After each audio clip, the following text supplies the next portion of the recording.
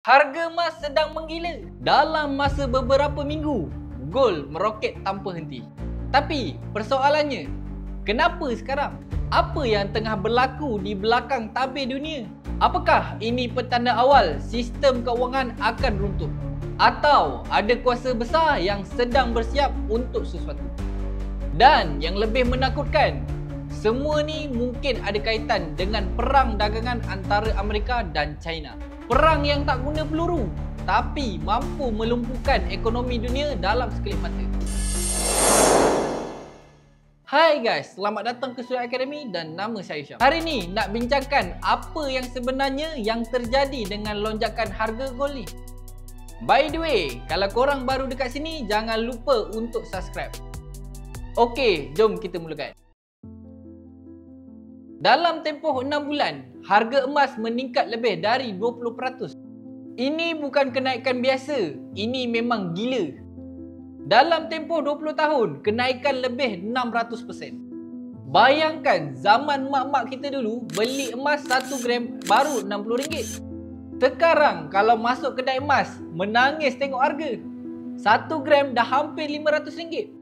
Kenaikan harga ni memang luar biasa. Tapi jika tengok sejarah, setiap kali ada krisis besar dunia, emas akan melonjak.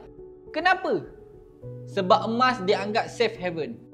Selalunya bila berlakunya krisis besar, saham ke, mata wang ke, kripto ke, semua akan jatuh. Tetapi kali ini ada sesuatu yang pelik. Pasaran saham masih kukuh dan kripto pun tak runtuh. Tapi emas terus naik. Ini bukan disebabkan ketakutan biasa. Ini petanda awal bahawa pelabur besar termasuk bank pusat sedang bersedia untuk sesuatu. Sesuatu yang besar. Sekarang ni kan tengah kecoh pasal perang dagangan antara Amerika dan China berkenaan tarif. Tapi kalau kita kaji lebih mendalam, ini bukan tentang tarif dah. Ia dah mula masuk ke fasa baru. Mata wang, kawalan sumber dan kuasa dominasi global. Dan dalam semua ni, emas memainkan peranan rahsia. China secara senyap telah menggandakan rizal emas mereka sejak 5 tahun lepas. Kenapa? Kerana mereka mahu mengurangkan kebergantungan kepada US dollar. Diorang tahu dalam dunia yang sedang bergolak ni, siapa yang kuasai emas, kuasai masa depan. Sementara tu, Amerika pula tak boleh biarkan China Yuan atau sebarang aset lain mencabar dominasi dolar. Diorang perlukan sistem keuangan yang kekal bergantung pada mereka. Tapi bila China dan beberapa negara lain mula jual bond US dan beli emas, tekanan itu makin jelas. Siapa sebenarnya di belakang kenaikan harga emas? Ini gerakan yang tersusun dan terancang, melibatkan pelabur institusi, SWF dan bank pusat. Bayangkan, dalam satu hari lebih 50 tan emas berpindah tangan. 50 tan tu, korang tahu bersamaan dengan berapa kilo? 50,000 kilo emas guys. Dan semua ni berlaku secara senyap. Tak ada liputan media, tak ada kenyataan rasmi. Seolah-olah ada satu perjanjian sulit sedang berlaku di belakang tabir. Dan jika kita perhatikan, setiap kali China buat provokasi di Laut Cina Selatan, harga emas akan naik. Bila Amerika umumkan sekatan, emas naik lagi. Ini bukan kebetulan dah ni. Ini adalah permainan kuasa. So, sebagai seorang trader, apa maksud semua ni? Trader biasa mungkin hanya nampak candle turun naik. Tapi trader yang peka dengan keadaan semasa nampak pergerakan kuasa. Korang perlu sedar, setiap pip sekarang ni bukan sekadar teknikal. Ia adalah keputusan strategi global. Kalau korang trade gold, korang perlu faham latar belakang makroekonomi. Tengok jadual FOMC, kenyataan Powell dan keputusan Bank of China. Kerana satu kenyataan boleh mengubah arah pasaran. Dan apa yang lebih penting, ini adalah masa paling sesuai untuk fokus pada pair gold.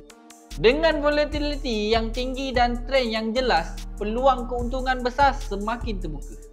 Saya pun entry hari tu dan hasilnya sangat memuaskan. By the way, kalau korang nak set up saya macam ni, korang tekan link dekat bawah dan contact admin. Saya tak minta bayaran pun. Kelas saya pun free je. Set up mostly swing. Sorry, iklan sikit. Jom sambung balik.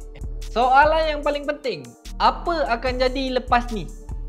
Harga akan terus naik atau ini hanya permulaan kepada sesuatu yang lebih besar? Jika konflik Amerika-China ni terus meruncing dan semakin banyak negara lari dari sistem SWIFT, emas akan jadi mata wang baru dunia. Bukan secara rasmi lah, tapi secara teknikal. Takkan kau nak pergi beli barang dekat supermarket bayar pakai emas pula kan? Dan jika itu berlaku, harga emas hari ni mungkin masih terlalu murah. Kita mungkin akan lihat harga emas mencecah $5,000 dalam masa akan datang. Tapi ingat, dengan peluang datang risiko. Kalau korang nak ambil kesempatan atas situasi ni, korang perlu ada ilmu. Sebab market ni sedang dikuasai oleh kuasa-kuasa yang kita tak nampak.